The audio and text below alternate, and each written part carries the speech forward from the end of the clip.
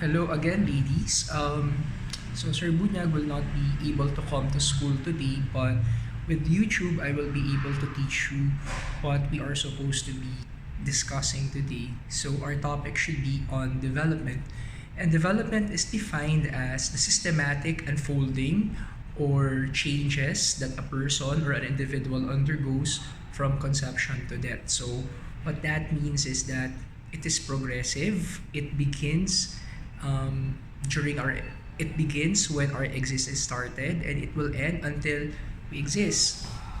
Um, in other words, it is continuous, it is fluid, it is progressive. It is never stopped at a certain point. When you say development, development means growth, not just in our physical appearance, but more importantly, it also includes changes in how we view the world, how we see the world, how we perceive things, and how we connect with the world and other people. So when you say development, it is necessarily systematic.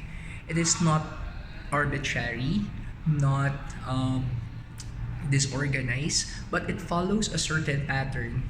So when you look at psychological books and literature, development is something that follows a certain linear pattern. So there's a beginning and there's a goal.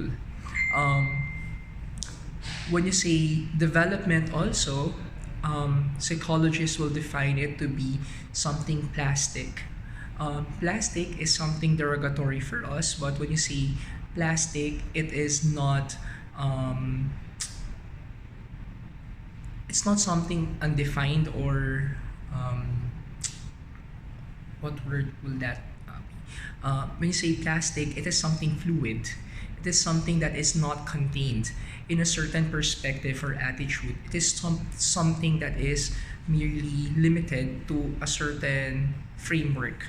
So when you say plastic, it moves towards a certain direction and it is encompassing. It's also total, it is complete. When you say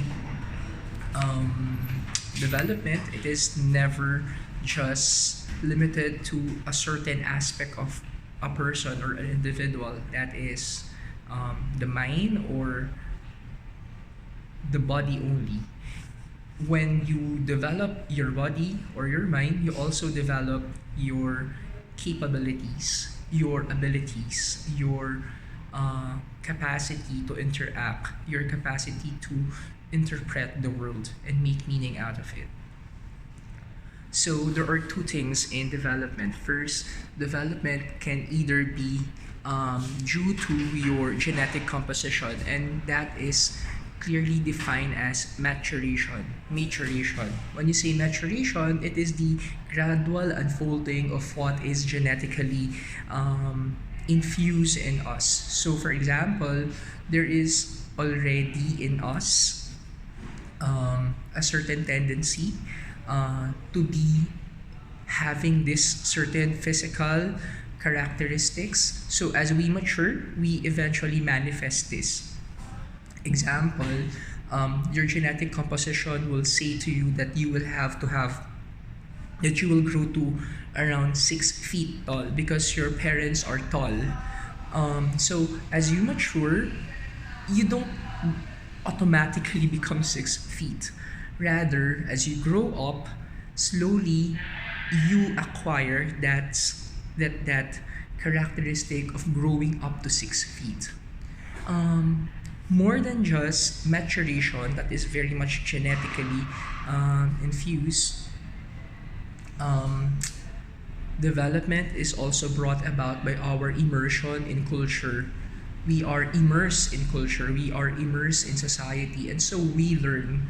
So you see, maturation is characterized by both nurture, that is being in nature, being in culture and society, and nature, that is us being given these certain characteristics.